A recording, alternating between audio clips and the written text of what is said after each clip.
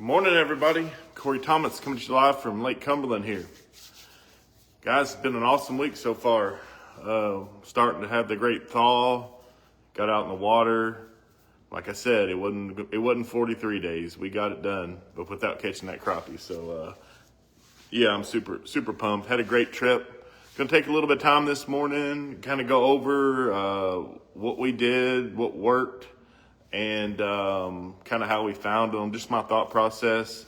And then I'm going to show you guys exactly, I did a little recap on at the boat storage the other day, but we'll do a little more in depth and take our time and go through everything we did, what we got on the right, what worked, what didn't. And we'll kind of go over, I kind of gave you guys the hypothesis last time of what I thought would happen, and it turned out to be pretty correct. Took me a little bit longer to figure it out than I thought, but it was all part of the process. And then later on this morning, we'll go over I've been talking about doing a tackle organization seminar. So I'm going to show you exactly, I've got almost everything kind of organized in the way I want it. And basically everything that's going to be in my boat for the whole spring, it's going to be right here. I got it nice and condensed to a good manageable amount. Yeah, so just kind of my thought process there behind that, and kind of walk you through that. And then we'll come up with any ideas. We'll keep doing these live feeds as long as people think they're helping. And I really wanted to get one on the water. We tried, there's just nowhere good enough down here to get a signal. So eventually, maybe one of these days, I can get maybe Starlink or something on the boat where I can really do some of these on the water. And I think that'll be really cool, but not quite in the cards yet. But anyway, let's get started. So Lake Cumberland, I think the water temp we had was anywhere between 38 and 41 degrees. Pretty cold, about as cold as it gets. Some ice out there on the water, right there around the ice, that's the coldest water. And then you can back up and then on the main lake, you might have anywhere in that 40. There's probably some water in that 43, maybe even close to 44 degree water out on the main lake.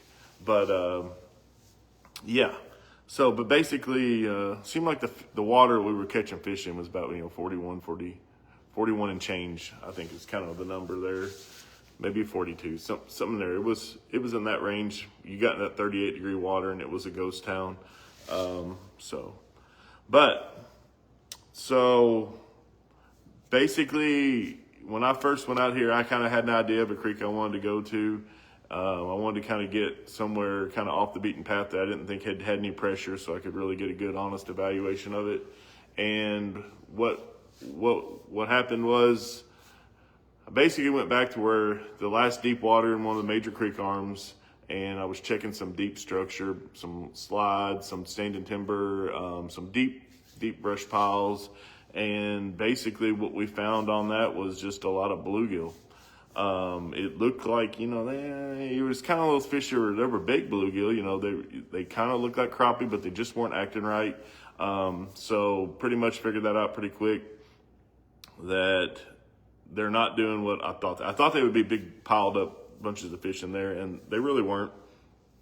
So at that point, hey Leslie, we could keep on. At this point, okay, my hypothesis was they were going to be where they were last time in the deep, kind of in the dormant pattern, and we disproved that. So at that point, I knew I needed to probably work my way back towards the spawning areas and further up the creek and basically get to the last deep water of the creek. So at that point, let's talk about this real quick. So side imaging. Side imaging is the one piece of equipment that anybody, hey Monty, that has, pretty much almost everybody has access to side imaging on most of your graphs now. Most people don't know how to use it, but this is the one most underutilized tool, and it's, we've had side imaging, gosh, I don't know, man. It's probably been around close to 20 years, maybe even more. And, but that's the tool you have to get comfortable using to cover water.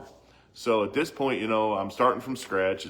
I had 42 days where I hadn't been on the water. I knew where they were then, so I started where they were the last time, and that wasn't working. So I knew they weren't going to go back out towards the main lake. I know at this point, they're going to be going up the creek further. So we basically put the side imaging down, started graphing, probably within a mile or two of what we had been, but I started covering water. On Cumberland, usually I just take the boat, I'll put the boat maybe 30, 40 yards off the bank and just start side imaging. At that point, I'd already kind of figured out I didn't think they were going to be on structure. So at this point, I'm kind of going into all right, I need to get around the part of the creek that's got the life in it. And we're going to basically, I had in my head that these fish had probably pulled off. They're either moving up the creek and in transition, but I felt like they were probably going to be out there suspending. And you know what? That's what it was. So once we, about an hour in, I saw the first school out there off the side. The boat it's probably about 20 yards off the side in the middle of the creek. And I said, there's a school of fish. I said, now we're cooking with gas. Put the trolling motor down, started working on them, and the fish were in open water packs. But what was pretty cool was there were schools of black crappie, but there were also some schools of some real big white crappie, which is something that I've asked several people that, some of the best crappie fishermen in the country, and they said a lot of them said we've never seen big schools. We caught one of those whites was probably over 15 inches, and we found one big school of white ones that was most of the fish between 12 and 15 inches, which is really nice white crappie for Lake Cumberland. There's not nearly as many of them as the black crappie. And we found plenty of schools. We found some schools that were small, just 10, 11 inch fish. Then we had some schools that were 1.5 pound to 2 pound type fish. So there was different schools. They seemed to be kind of schooled up by size. So every once in a while you'd hit that right bunch. But the profile that really played on schooling fish was that cross, and I thought it would, but the best one we found was this one here. It had I really like the pink head of the tungsten eye hole, and what I've been doing is whatever color of these tungsten eye hole heads I've been using, I've been accenting it with the slide bite, but I'm trying to pick a color that's going to really go up good. So in the pink, I've been using the black, and if I'm using the white head, worked really good too. My buddy Richie that was out there with me, and he was hammering them pretty good on this one here. I had him the cross, and this is the Tennessee shad. Hey Todd. And then I've been putting on this white head, and then I've been putting the black slide bite in that as well. Also, anytime you have schooling fish, I really think you should have one of these on. And they reacted pretty good to this. And this is the tungsten eye hole hair jig, tungsten eye hole Popeye, sorry. And this white and blue is, that's my go-to on schooling fish in open water. And that worked good too, but the cross, I don't know what it is. I was talking to Jeff about this. I love to pick people's brains, Jeff Smith, the owner of Crappie Magnet, about bait design.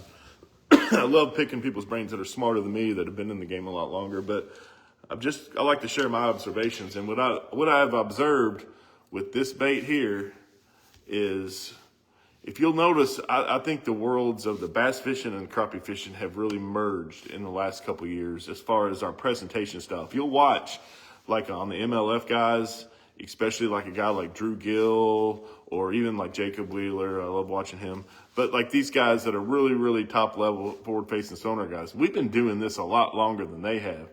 Hey, Cody. But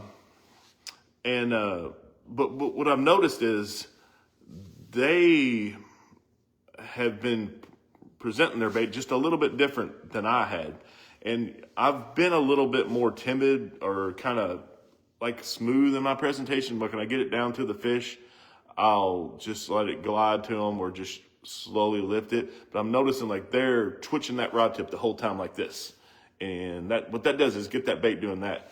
This is the best profile that Crappie Magnet has ever designed that's actually a twitch bait. And what I found is on these fish in this cold water, like let's say when it warms up and like in March, and I found a school of fish like this in March, all you got to do is get it above them, and you can do more of a horizontal presentation like this and like a swimming. And then like in a deal like that, something like that Tiny Dancer, it's got more of a side to side action on that tail. You know, it's got that swimming action. I'll show you what that bait looks like. Since I'm nice and organized now, I know where everything's at. So the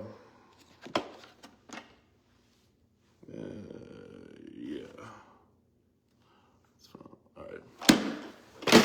So this is a Tiny Dancer. We're going to talk about this later, but it's got that little swim paddle tail. So basically, this one's going to kick side to side when it's going to, instead of just flip up and down, it's going to go more side to side.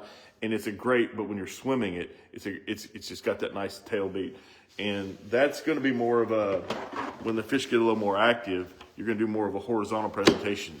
But by far the best way to get one to commit right now is to keep it above the fish. And you'll see it, like if you guys watch the video I put up, you could see I'm keeping the bait up here. And if you'll watch some of those videos, I tried to edit them to where you could, it's about 10 minutes, but you know, there's some really good, I tried to use that GoPro angle where you could see what I was doing with the rod.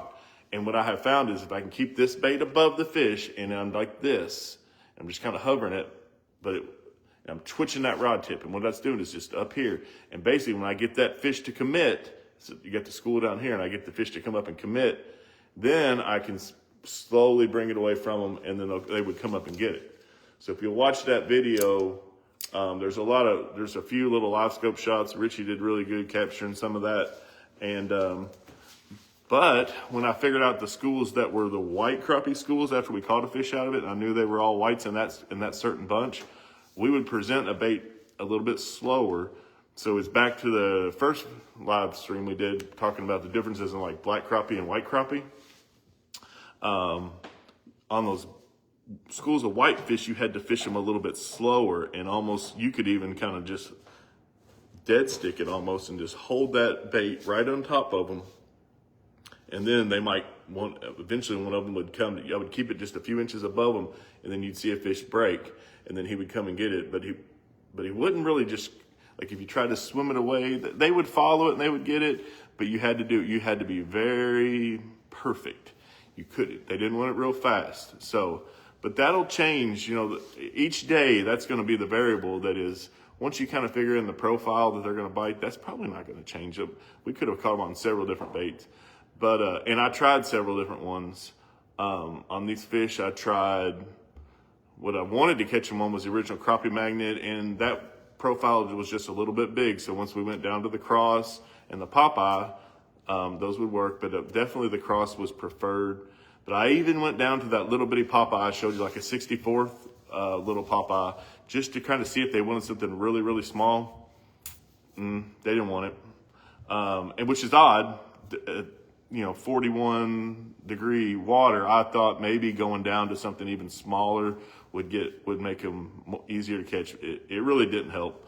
So once we got dialed into the profile pretty quick, they were definitely obvious, showing you what they wanted and how you wanted it. So let's talk about fishing schooling open water crappie. This is something that, if you haven't done it, it's a little bit frustrating at times.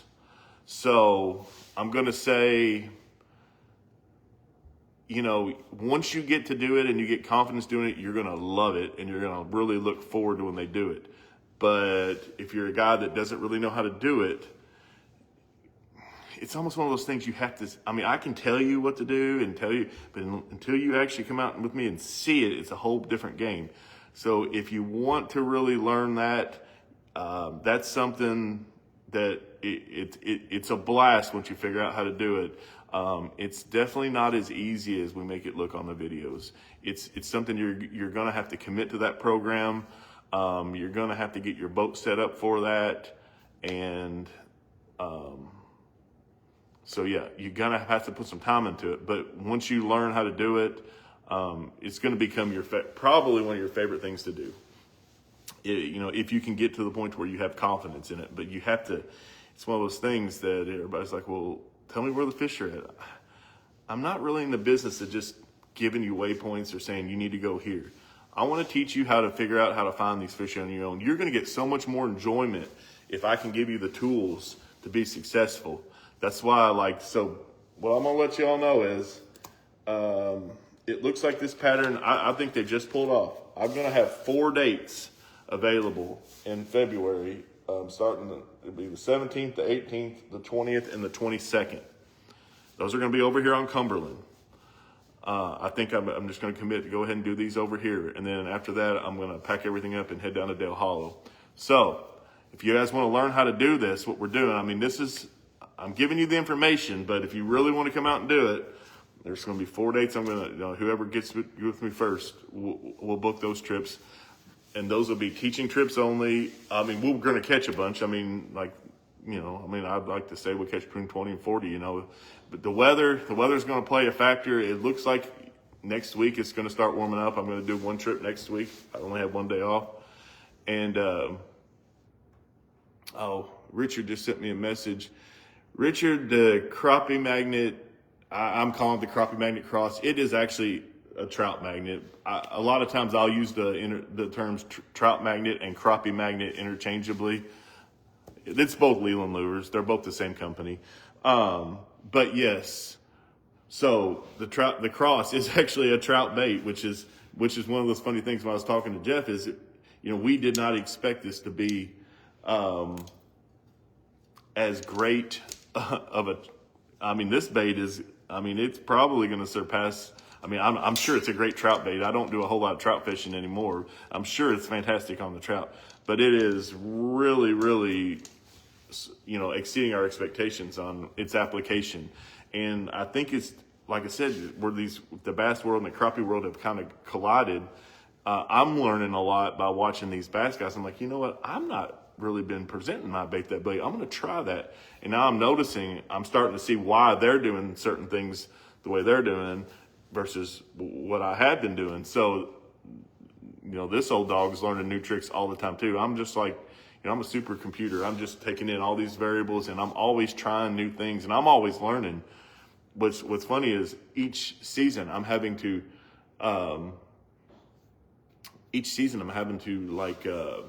reinvent.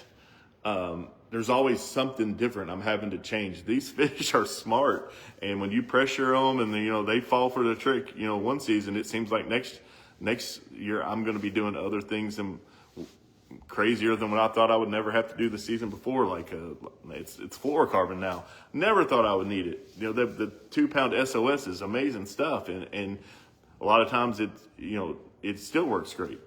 But now when there gets to be a lot of pressure and other anglers out there, I'm having to kind of come up with a little bit of an advantage, and that's the fluorocarbon and the tungsten jig head is. That is a huge advantage. It's allowing me to get a smaller profile down there and do exactly what I want. So yeah, always keep an open mind. You got to keep changing, and be versatile. So anyway, there's going to be 4 dates I'm going to book. If you're wanting to learn how to do this, we may have some wind on those days. I know it's kind of hard to cherry pick perfect weather days like we had the other day. Me and Richie got really lucky and we had slick calm. So it was really nice boat control, but, boat setup. Let's talk about that for a second. The great debate, do I put my trolling motor or my transducer on my trolling motor or a pole? There's lots of good poles out there. Market Cornfield makes a great pole.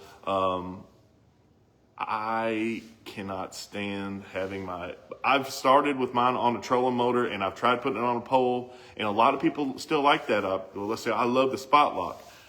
If you're fishing open water fish, spot locking is not the best option because these things are swimming. Once we would catch 1 or 2 out of a school, they would start swimming and I would have to follow them around. So there's a couple things I'm just going to hit on. I think we'll do one of these that's kind of a topic I think we're going to really dive into deep one day.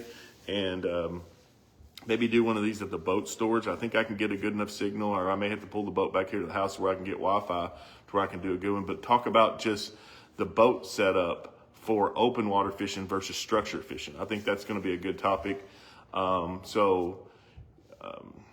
got a lot of great sponsors, and Market Cornfield really supports me. But one thing new I put on there, and I'm going to show you guys that at some point, is he's got something called a switchback mount.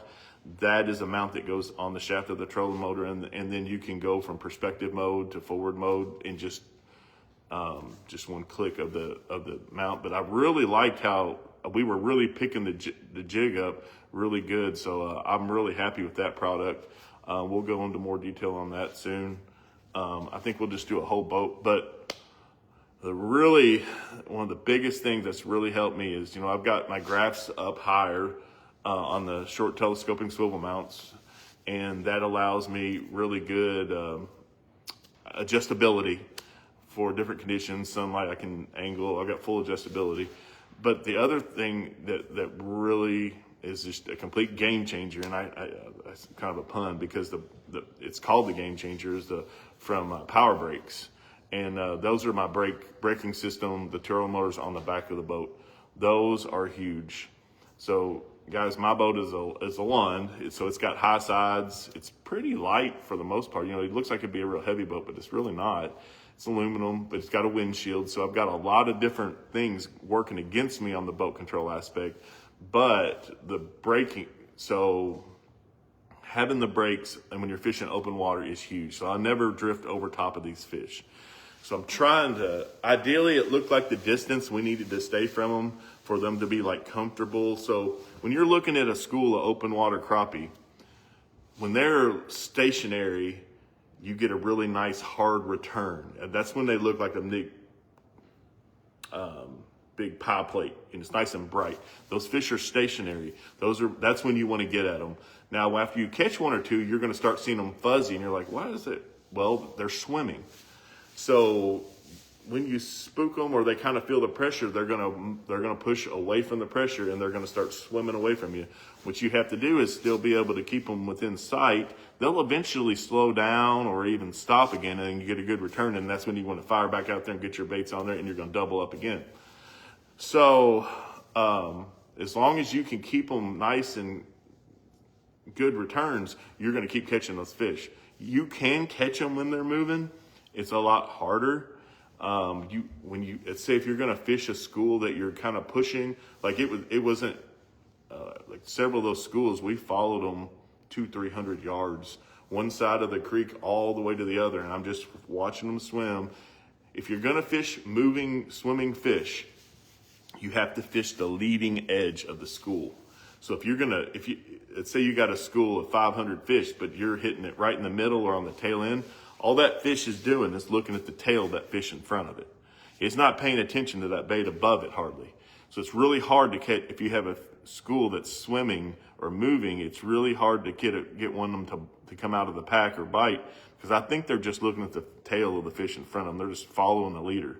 So, but if you can get your bait and present it out in front of the school, right in front, and fish those fish on the leading edge, they don't have the fish in front of them. They've got the clear field of vision, and then you can still catch them even if they're swimming. So after you spook them, you can still catch a few of them, but you're going to need to fish the leading edge of the school, because if you're presenting to the fish in the middle or in the back, I don't think they can see the bait. That's just a little tip. But your best bet is to really, if you've got enough fish in the area, what you really want to do is, if you spook a school, I would let them go, let them set back up.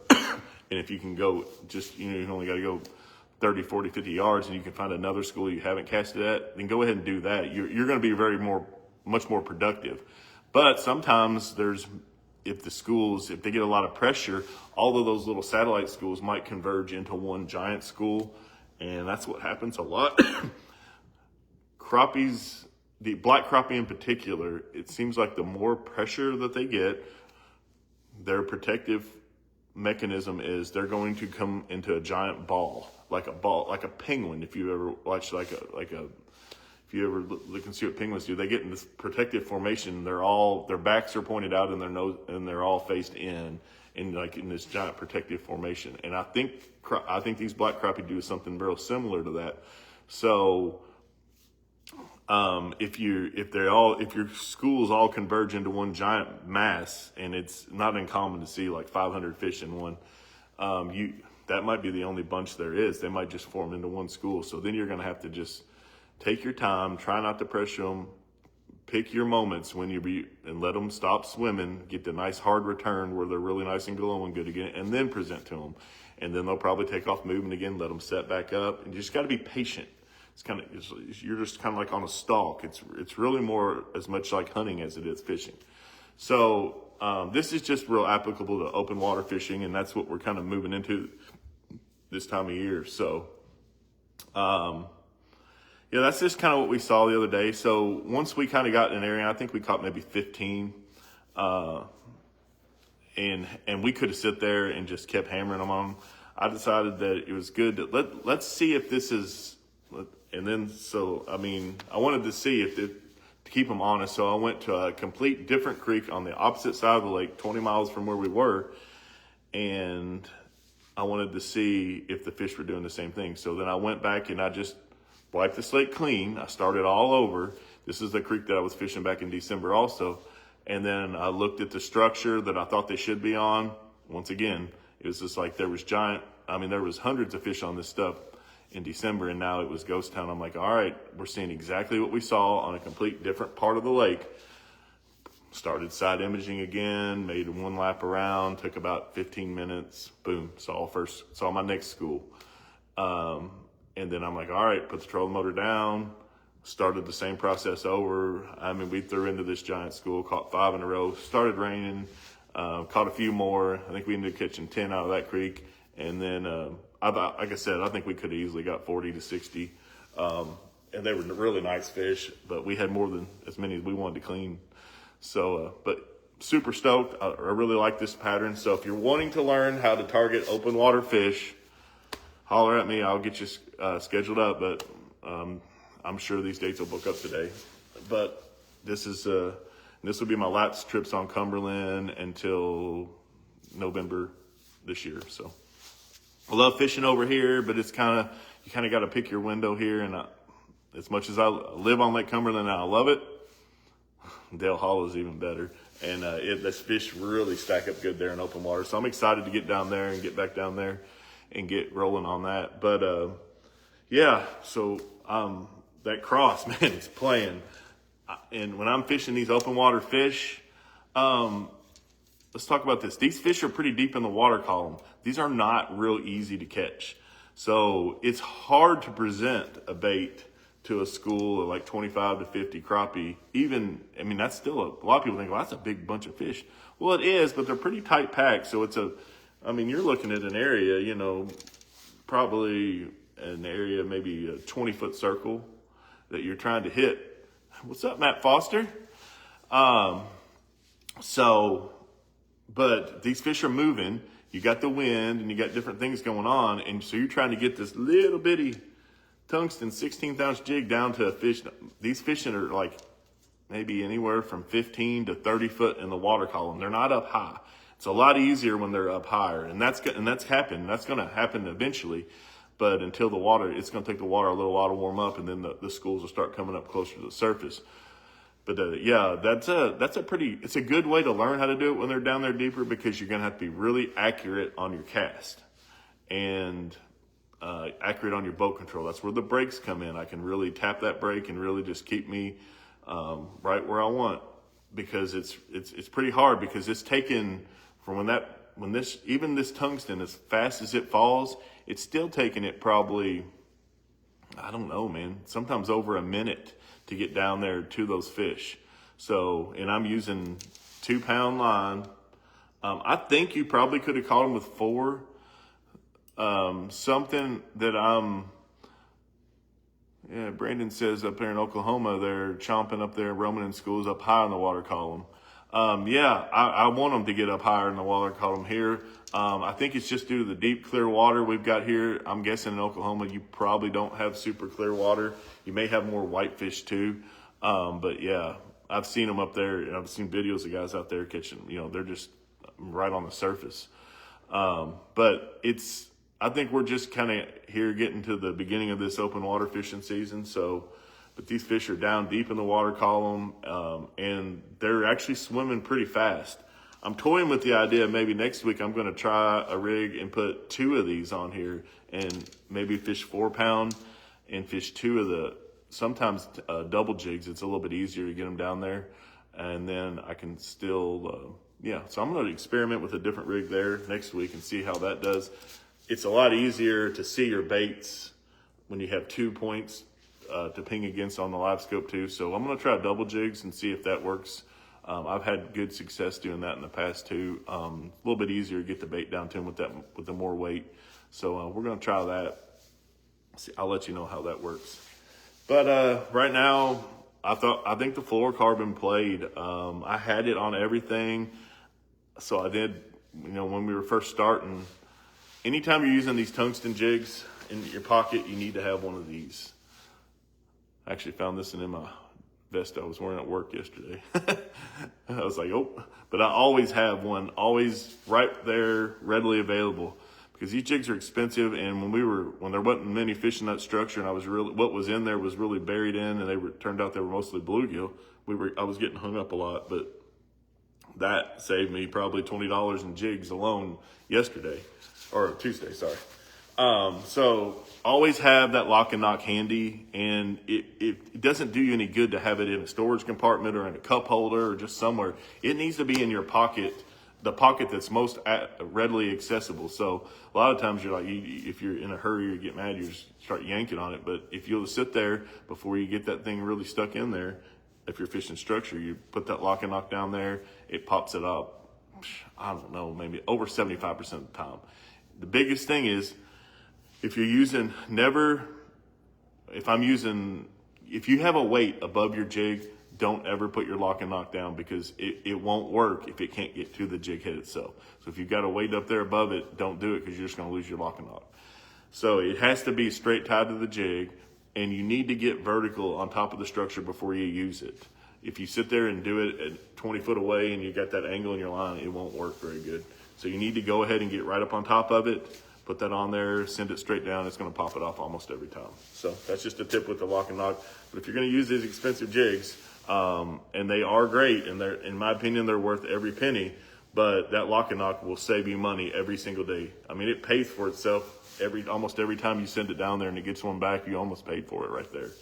So just another tip, but I always want it readily available. So if I'm wearing a vest, I've got it like right up there in the zipper pocket, or one of my those Sitka jackets have these little zippers right here. I put one on each side. I try to have it to where wherever I reach, there's one there available. And if you've got it available, you'll use it a lot more. And the more you use it, the more money you're going to save it. But if you don't use it, it's not going to save you money. But it definitely is worth using. So I'm all over the place this morning. Yeah, I think the fluorocarbon plays. I think you can catch them fine, especially if you got a little bit of stained water. That water was really pretty and clear the other day. I noticed on a couple of those fish, like if you look on that video, like you can see those fish down several feet in the water, and you can, so that water was really gin clear. And on Dale Hollow, it would be a one whole grade clearer than over here on Cumberland. And so, yep, I think fluorocarbon, I'm going to keep using it. It's just another thing. It's a little bit of a pain. I don't have my stuff. I was going to show you all some connections. We'll do that. I'll probably do another one of these live feeds this weekend. I've got everything organized now, and we're going to talk about that here in just a few minutes. So everything I got organized, so then maybe this Saturday, maybe tomorrow, we'll do one on, I'm going to start stripping line off everything, putting new line on everything, and then we'll talk about how I put line on, the connection. There's several different connections between fluoro and mono, or braid and fluoro, or braid and mono, however. the one I've been using is just one I'm comfortable tying. I don't think it's the best one, but it's the best one for me because it's one that I can tie out there on the water and I can tie it in the wind. But it's when you're tying super thin diameter, so I'm tying like a 2-pound main line to a fluorocarbon that's probably half the diameter of that. That's hard stuff to work with. And there's like a uni to uni connection is almost 100% strength. I mean, it's a great connection. I have a hard time tying that one out there in the field. I can tie it okay in a controlled setting, but if I can't tie it quick and trust it out there on the water, it's not worth me doing. That Alberto knot is an even better one, and it's just a little hard for me. I've got enough muscle memory. I used to fly fish a lot, so I used to tie leaders with that surgeon's knot. So I was always tying them out there on the water. So, hey, Chris Cleva. So yeah, that's, we'll get into that on the next one. So let's talk about tackle organization. And, this is important. So, because if you're organized and you know where everything's at, it just allows me, I felt like me and Richie were super efficient at going from not knowing anything. I had zero data, and within about an hour and a half, we were catching fish out of schools. And this is, that would take me a day. 5 years ago, it would take me a day to figure out. It would take me a whole day to sit there and rule a bunch of stuff out and figure out. And I may not even have them figured out by then. Now, within an hour and a half, I was on the fish. I had already dialed in the presentation. We had everything dialed in and figured out to where I could take that pattern, and then I took it to a whole nother part of the lake. So I think tackle organization was key to that. So what I showed you the other day is here's the box that we were fishing out of. And this is what I was calling my working box. So, bear with me here. All right. Well, that didn't work. Okay. So, this is my working box that we were using the other day. And what we have here, on the top row, this is the tungsten eye holes, different colors. I had these crosses. There's tungsten eye hole Popeyes, some different tungsten eye hole Popeyes. Here's some regular 16th ounce eye hole jigs, some trout magnets, 16th ounce double cross, and then there's some profiles that I thought would play. So I had everything I needed right here pretty much in the box. That's basically, we stayed in that box the whole day, and a pretty good idea that was going to work. So I like that. It was, it's condensed down, everything I needed. So that was the only thing I had out there I was using. I had one other bag, or I had this one here. And this is just some jigs, some different assorted Popeyes and different things. Like when I wanted to drop down to that little small hair jig, like this, there's some 64th Popeyes, some bigger Popeye jigs, some even 1/80th hand tie Popeyes that Jay Jackman tied for me. I had tried these little eye hole hair jigs. They're 32nd ounce. Tried a lot of different stuff, but everything was right there readily available, so I can make. And of course, I had 6 rods tied up too. So I had 6 rods, all of the same 2-pound SOS, all B&M TCB rods. I love this pole. I was talking about that little twitching presentation. Once I figured out that this rod is so good for that because it's got that soft tip, so it's just. And if you'll watch some of those videos, the rod tip was like this, and I would get my bait right above the fish and just twitch. And then that is that little twitching action. Once I figured out that was a presentation, I knew the cross, that of all the profiles I had in there, I thought they should have been, and they did. I caught a few of them on just a trout magnet. For whatever reason, the crappie magnet, I really wanted to catch them on that. It was a little bit too big of a profile. I shortened it down. to the trout magnet, and they would bite that a little bit better. That they would follow all of them. But the difference is in a fish following and the fish eating is dialing in the correct profile. And that's the first thing I was trying to do. So, but I had all my baits right there, and then I was allowing me to really change through them quick. But basically, once I figured out they were wanting that little twitch presentation, I had the presentation, and I knew I had the perfect profile on the cross. That's when I went everything. All 6 of them was tied on with different variations. So basically, and my organization was key to being able to make that. You know, that was something that maybe took 20, 30 minutes if I didn't know where everything was. It literally took me 2 minutes. So basically, what I ended up having was I left one of them on that, but then I had 3 different colors of the same thing. Of course, same rod. And this is my go-to for fishing light line. There's no other rod on the market that I feel like I can fish. The fluorocarbon that I'm fishing is so light, and it's good stuff. It's the best stuff there is. And that in that 2-pound SOS, I'm firing it out there like 75 foot. And this rod really loads good. It fires it out there. It's so light. But it's the tip of that pole. And I've never fished a rod out of everything I've fished. I've never fished a rod that has a tip on there like that TCB. And that perfect twitch. And then when those fish, like even when you get that fish, so when I get that fish behind it, I still do this because I go from the graph straight to my rod tip, and I'm watching, and the tip of this TCB is so awesome. It's so sensitive that all you're going to see when you're reeling that. So I'm twitch. I get him following it, and then I start a steady retrieve. But all the bite, here's what the bite looks like right there.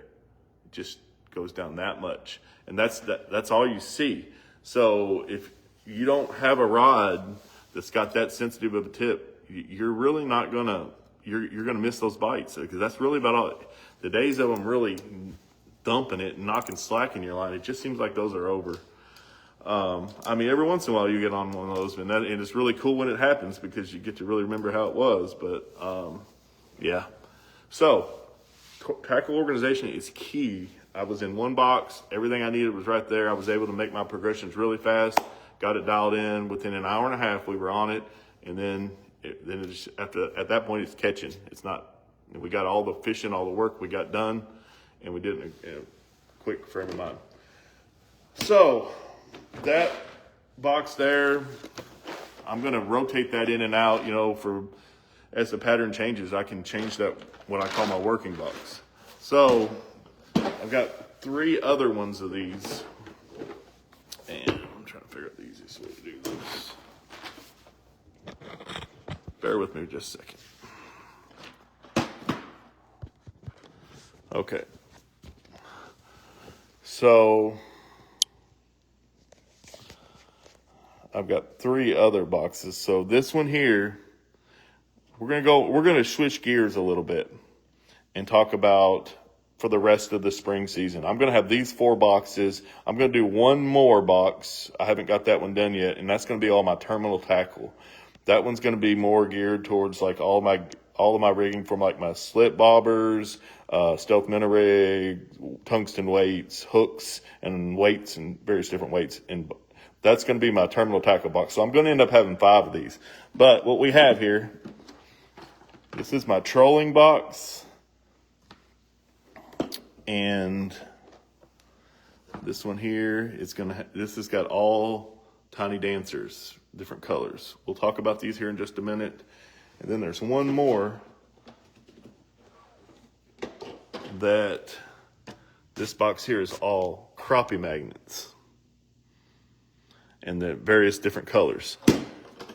Basically, the different colors I've got in here, I can cover all different water color scenarios. So, Tim Braden says, what are your 3 to 4 go-to colors? Well, I've got all of my go-to colors in these boxes. So, clear water and muddy water. Let's divide that question into two categories. Basically what I've got is the profiles that I'm going to use in the spring. I'm going to use, when I start pulling planter boards here soon, I'm going to be going to, I'll have two different things I'm going to be using. Well, actually three. So I'll use these little bitty hair jigs. If the water's really cold and the fish are not really aggressive. What I've really gone to mostly is that Tiny Dancer swim bait profile, and I really, really like that. And then the other profile I'm going to use a lot in the spring is the original crappie magnet. The big baits, like my slab curlies, slab magnets, the bigger profile baits, those are going to be more of a post-spawn for me. I'm sure a lot of people catch them on those in the spring, but for the fish that I fish in the clear water and mainly black crappie, the profiles that I'm going to be using are the Tiny Dancer, the Cross now. The Cross is going to get a lot of play this spring. Cross, Tiny Dancer, original crappie magnet. Those are going to be the plastics that I'm really going to be using the most. And then when I get to the post spawn, everything gets upsized. So let's so colors in clear water. If it's not muddy at all, I guess if you want my top four, it's going to be Show Enough, number one. Gunmetal is going to be right up there. That's probably going to be number two. Killer Clat, which is this kind of icicle bluish looking color with, real shad looking. That'd probably be right up there. And maybe even Show Enough Chartreuse. This is the Show Enough body, and that's the Chartreuse tail. So that's probably my top four clear water colors. Muddy water. We've got like something with some orange. So it's muddy water. I'm going to do like this. Or there's another color called Isom. Isom is probably my favorite stain water color. But this one is basically like this orange with the black flake more, and then chartreuse tail. So that's probably my number one. I really have fallen in love with this color, Mardi Gras. So it's kind of like this purplish body with the chartreuse tail. I really like that. Here's a color that really doesn't look appealing that I really love in the spring. This one's called Double Ugly. It's got this black back, and then this kind of silverish shad color underneath. Just nothing fancy, black and gray, but black and silver. So those are great muddy water type colors. Therapist is really good. This is just it's just a good color for anything. Those are some colors I'm going to use. Oh, and always like black and chartreuse. A lot of people like, man, Chris Mann loves black and chartreuse. That's probably his go-to. It doesn't matter clear or muddy water. He really likes that, and it's a great color. I use this a lot primarily on Dale when the water muddies up. Somehow they really like that.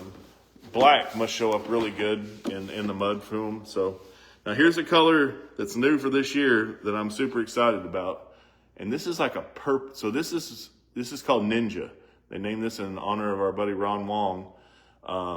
And this is color named after him. And basically what this is like it's a laminate. So it's basically they take it's Show Enough on the bottom, and then they put like a iridescent purple on top. So it's kind of like the Show Enough but purple, and very, very cool. I think this color is going to play. I've not got to throw it yet. Just got these in the other day, so I'm super excited about that. So yeah, those are some kind of like my colors. So basically, water clarity color is going to be the main determinant on what colors I'm using. In the spring, I'll definitely get wilder with my colors as the water warms. They're, to get more of a reactionary bite. But in my trolling box, so ideally the month of March coming up, I'm going to be pulling planter boards as much as I can. We'll also be casting at schooling fish in the right ones to get the right conditions. The crappie, the black crappie in particular, will be schooled up good. That's when we catch, that's your best shot at a 3-pounder on Dale and almost everything in Dale is going to be open water. Open water schooling fish in the spring. I will not fish a piece of structure until, I'll be honest, I don't know if I'll fish a piece of structure on Dale Hollow until June. That's crazy. But I'll be fishing open water until then. So that's just something if you're beating the banks or looking for a piece of wood sticking up. I mean, that doesn't mean there's not going to be a few crappie on it. They're probably going to be small, and I'm going to be out there whacking the big ones in open water. So as far as in my trolling box, this is what it looks like. And this is basically everything I'm going to be trolling. Lighting's not the best in here, but what I've got up here on this top level is this is my fin spins, and the Fin Spin Pro Series is a staple when I'm trolling.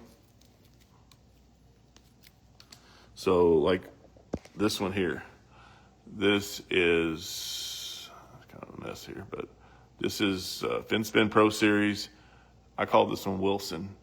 It's the Therapist. And it's basically got some purple in it, chartreuse, and it's got a gold blade. Love this bait. Just absolutely love it. This is one of the first things. The other colors I use on this are, this is Oxbow chartreuse. Yep, great color. I've got the pink chartreuse here. And then if the water's muddied up a little bit, I've got this here, which has got some orange, a little bit black and some chartreuse. So then moving around, this box I've got double cross jigs. I don't use a lot of eye holes when I'm trolling, just because you get hung up a lot or you get guarded a lot. But the double cross jig, they're cheap, they're great, got a great hook on them. These are basically the jigs that I'm going to be trolling with. Is usually almost all double cross jigs. I'll use some pink sometimes too, some black, different colors. I'll use these eye hole hair jigs. So in general, this is kind of what my trolling, and these are all different sort of little hair jigs here. So in the spring, it's all about water temperature. So that's going to determine, I'm going to start off trolling when the water's, 50 to 53, I'll be using more hair jigs, and I'll be using the 16 double cross with the Tiny Dancer.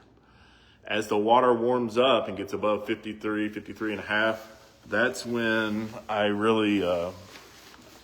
go to the fin spins. And if you got clear days where you got sunny days, that gold blade where the light reflects off of it is really good. So basically though, I've condensed everything I'm going to control down into this one box. So that's my trolling box. So at that point now, I've got my working box, I've got my jig heads in there, and then I'll rotate that in and out.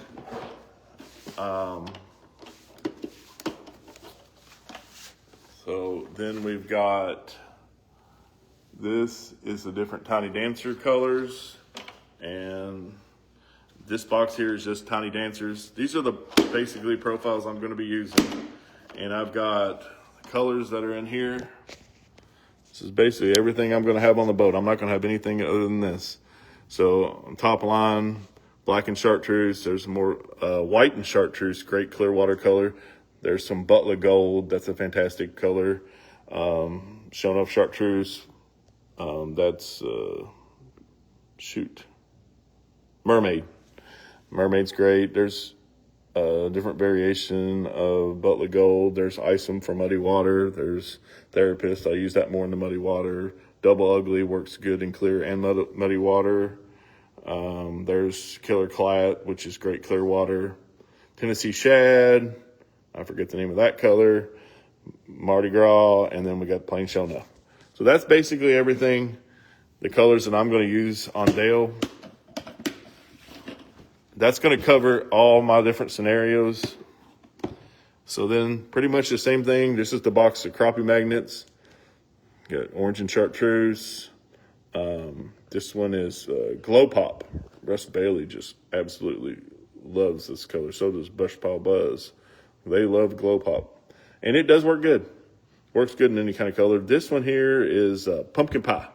Chris, man, really likes pumpkin pie. I do too. It's a color that kind of plays whatever. You know, it doesn't really look like a real crappie color because it's kind of like a crawfish body, chartreuse tail, but it seems to work good in any watercolor. Show enough chartreuse. I don't care where you're at in the country, muddy water, clear water, that color plays everywhere. This is just shown up, which is just a phenomenal clear watercolor. We got the Ninja there. I'm interested to see how that works this year. Salt and Pepper, Killer Clat, white and chartreuse again.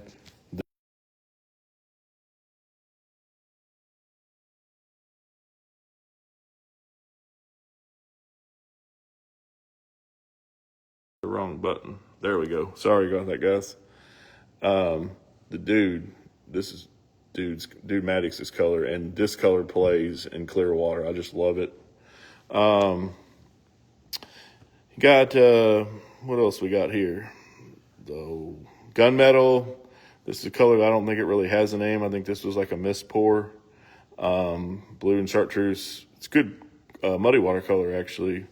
Black and chartreuse, then Wizard Glow. So basically, that's my setup. That's everything that's going to be in the boat. I've condensed down to, I'm going to have one more box, and that's going to be a terminal tackle box. I'll show that to you when I get it done. That's going to have all my hooks. And we could do a whole segment on that, you know, rigging slip bobbers. That'll be great to do, the different times of year. You know, slip bobbers are a very versatile tool. Yeah, there's slip bobbers very versatile. I'll use them. Fortunately, you know, I got to help design some of the best slip bobbers that are out there. Chris Kleba, Stain Slip Bobber, makes some of the most awesome slip bobbers from all different applications, from the mini to the mini, and those are mainly for like a jig, fishing a jig and a cork. Yeah, I'm looking super forward to doing that, and it's going to happen whenever you fish these Clearwater lakes in the spring. We're going to get a big rain, and used to be when I first started, when the big rain. Hey, Corey Young. So the big rain would muddy everything up, and then I would almost, you know, that shuts your trolling down 100%. And when I first started guiding, you know, trolling, that's kind of like what I was doing. And maybe we didn't even have live scope back then. I was, you know, unfortunately, I had to just cancel trips. I'm like, I can't bring people out here if I can't. I mean, the fish were there. They just couldn't see a bait. Now, 6-7 years more experience, we figured out there are ways to catch them. That's when you go to the long rod, if you have the good enough boat control to really hold it on there. But let's say you don't have quite that good a boat control. What you can do is get a slip bobber, and like one of those little minis or a mini, depending on the size. And those are designed for a specific size, and I'll show you those. I don't have them with me right now, but and you can present that bait and just hold it on that fish with the slip bobber. You don't have to have quite as good a boat control as you do to do like an 18-foot rod and just hold it right on there. A lot of people think, well, that's just easy, man. You take that long rod and you stick it out there. Let me see you out there try and hold my boat still in 10, 12 mile an hour wind and a fish that's swimming and just trying to hold it on his nose for a minute's consistency before he can see it. Now, when they see it, they will kill it. But it takes them sometimes 30 seconds to a minute of just holding it exactly perfectly still right in front of their eyes before they can actually hone in and get a good beat on it before they attack it. So, yeah, you get out there and try that and tell me how easy it is, because it is not easy. I have the utmost respect for guys like Jason Cook and my buddies Mayo and John Harrison, all the guys down in Mississippi. Those guys are just, I mean, artists at their boat control, at holding that boat perfectly still. So, you got to be real careful. I mean, and that's where, you know, you need a fiberglass boat with brakes, low profile to really do it on the level that they can do it. But sometimes there's still tools that'll help us, and the slip bobber in that scenario, it can hold it right above that fish for long enough for him to see it. So that's another little tip that can really help you out. These boxes, one thing I really like about them is they're stackable and they fit in compartments nice. But one other thing I really like, you can lock these together and it's super cool. I really like that. Makes it real easy to carry. And really, that's all that's going to be in my boat right there, is that those 4, I'm going to have one more tray. So I'm going to have 5 trays like that. That's all the tackle. It's going to fit right down in one box, and I can just be in and out, and I'll know where everything is at. So if I need it, it's literally, I'm not going to be digging through bags. I mean, historically, because the guys that fish me, I'm not the most organized individual in the world, but I have found that good organization saves time, and it's going to produce more fish at the end of the day. It's going to allow you to get through these progressions. In the spring, you've got to be versatile. And a lot of times, like, I try not to keep more rods than what I need. We're going to talk about rods and stuff. Let's do that tomorrow when I'm putting line on there. I'm going to show you, I'm going to have casting setups, and on my boat, I've got a really good storage there in the floor of the boat where I can keep all those TCBs. They're always ready, but I keep them out of the way, because if you got just rods laying everywhere, you're going to step on stuff, you're going to break it. So good organization saves time, makes you more productive, protects your tackle. You don't waste a lot of money breaking stuff, because the stuff's expensive and you need to protect your investment. So that's one good thing there. So yeah, we'll go through rigging rods. When I'm casting, most of the time I'm using those TCBs. There are times where I'm going to be, like I was talking about, I'm going to rig up a double jig setup. We can do that tomorrow too. I'll show you how to tie double jigs, and I'm going to do that on the Godwin's crappie cast combo from B&M. It's a great. I'm going to have 2 16ths on that. It's a little bit longer. You can really fire it out there. I'm probably going to put 4-pound line on that setup. If you're going to tie double jigs, the 2-pound line sometimes just doesn't quite hold up good to that double loop knot. So I prefer to, if I'm going to do double setups, I use 4-pound, and that 4-pound is, so basically when I'm trolling, we'll talk about line tomorrow too. SOS line's all I use, 2-pound or 4-pound. You can tow a truck with a 6-pound, but I don't ever fish 6 because I can't break 4. I can catch a 6 or 8-pound largemouth on a planter board on 4-pound. Well, there's no crappie that big, so I don't really have to worry about breaking a crappie off on 4-pound. Yep. Hey, John. This is tackle organization. That's a really low cost setup right there. I forget those things are like $14 a piece per tray. I mean, you can spend a lot of money for fancy tackle boxes. I think these are good. They've got a nice gasket there. They seem like they're going to be pretty good and waterproof. It was raining out there, so that was a good test. On Tuesday, it was raining out there. That box had 0 moisture in it. I think one thing I might do though, I remember this little hack from a few years ago. I don't know if it was Brad Chappell or somebody, or Brad Whitehead. Somebody showed the idea of putting on the top of their tent of their, they put window tint on the clear part of to reduce sun, because the sun will cause your baits to fade. And they put tint on the clear part of their boxes, and it kept the colors more vibrant.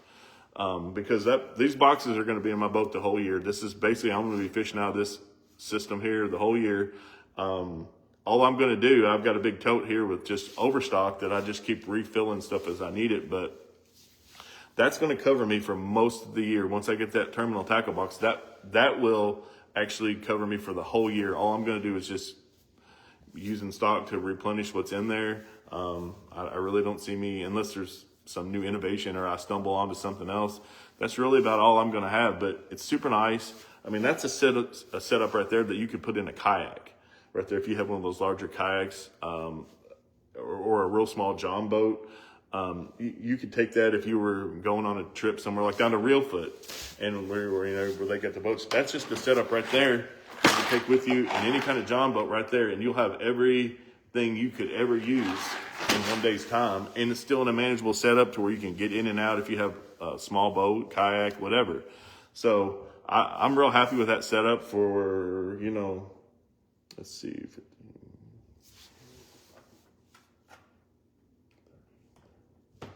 For $45, I've got all of my tackle for the whole year in a system that seems to be pretty waterproof, that's going to have it readily available. I mean, you can get those at Walmart, nothing special. I'm sure they make better stuff out there, but I'm on the ones that have the plastics. I'm going to do some kind of tinning on the top of that to just keep the UV from bleaching my baits out. And, that's everything I need right there. I'm a way ahead of the game normal. So I think the organization's really good. It's going to help you guys. It's going to help me. It's going to help me produce better for my clients. So, I'm looking forward to that. Yeah, I don't know what else. So I do know what else. Just a few minutes before I did this, we did a live feed with Madeline Roberts of the Ron Wong Foundation. Madeline also writes for Crappie Now magazine. She was our first female attendee at the Brush Pile Academies. Madeline's an awesome person. And then my tournament partner, David Jones, the guys over on Green River Lake. So what David and I have both donated trips to the Ron Wong Foundation.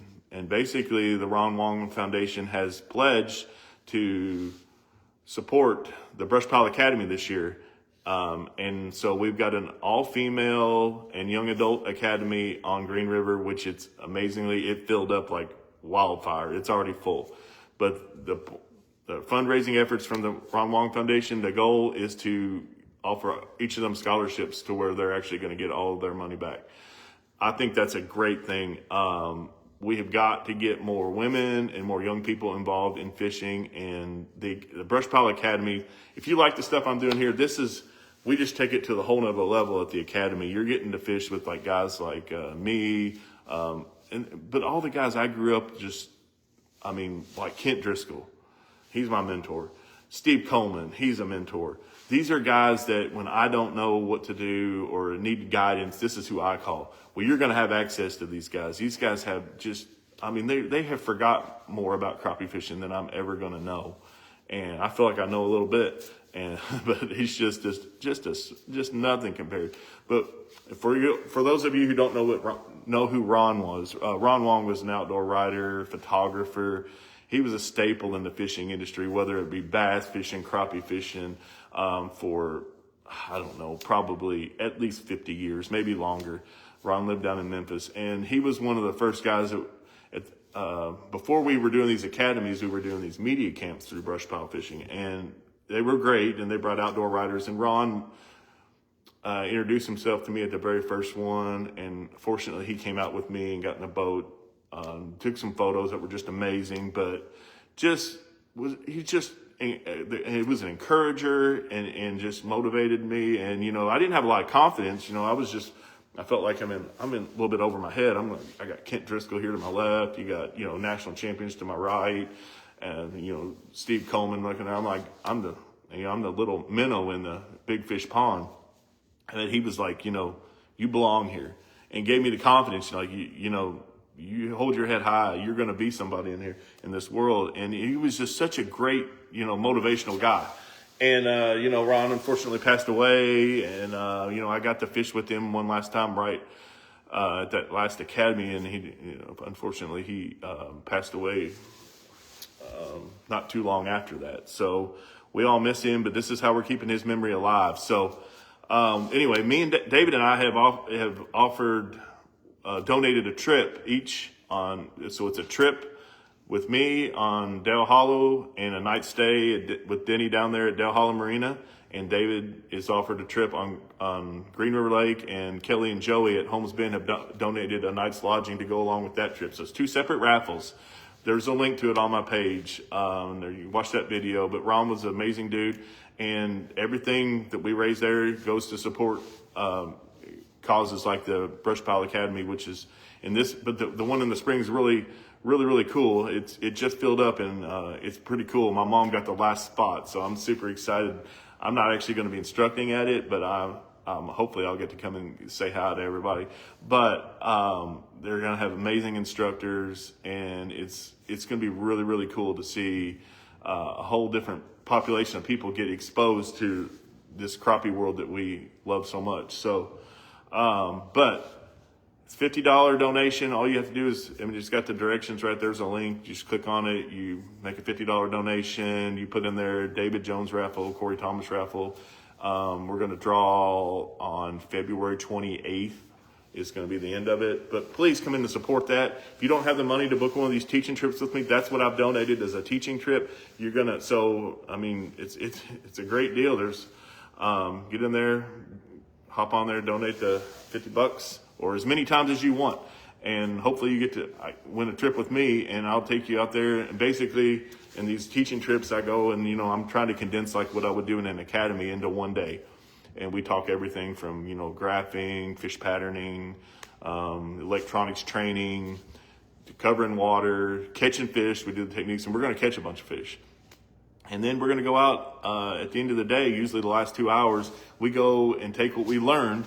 And I say, here's a map, pick somewhere, pick a creek on this lake or an area, and we're going to go and we're going to take what we learned, and we're going to just pattern that whole new section down in 2 hours. Hopefully we're going to show you the exact process of me doing it and you helping me do it just from scratch. So then basically the goal of those trips are so that you can come out on a lake like Cumberland or Dale Hollow with no prior knowledge, and then hopefully within a few hours be on the fish and catching them yourself. So, that's what it's all about is, teaching you to do exactly what we do, and sharing our love for this wonderful sport we love so much. So guys, please come out and support the Ron Wong Foundation. It's a great cause.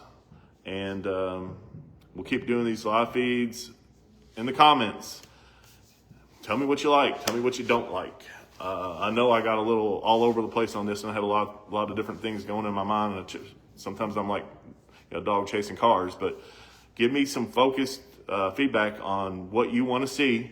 And that's what I'm going to, and I'll try and tailor these to that. So I'm thinking tomorrow, let's do putting line on. I'm going to, the different rods I'm going to be using. And there's not a whole lot. I try to keep it simple as I can. And then we're going to put line on. We'll talk connections, terminal tackle, slip bobber rigging. I know Jason Cook wanted to see that knot I tie a bobber stop knot that's pretty handy when you're fishing. Like, you can fish it 50 foot deep and you still pitch it out there and it doesn't grab. So we'll do that, do all that in this next one. And then I'm going to try and do one next week on boat setup. So chasing open water fish, boat setup is crucial. And we'll try and do that. So, well guys, it's been great. Sorry, I'm a little long-winded today, but I had a lot of cool stuff I feel real strong about. So, get organized, guys. This is the time of year to do it. Now is the time to get organized, get all the stuff you need, get it in a nice condensed whatever format that's going to work for you, and get out there. We'll see you on the water and soar lip them all.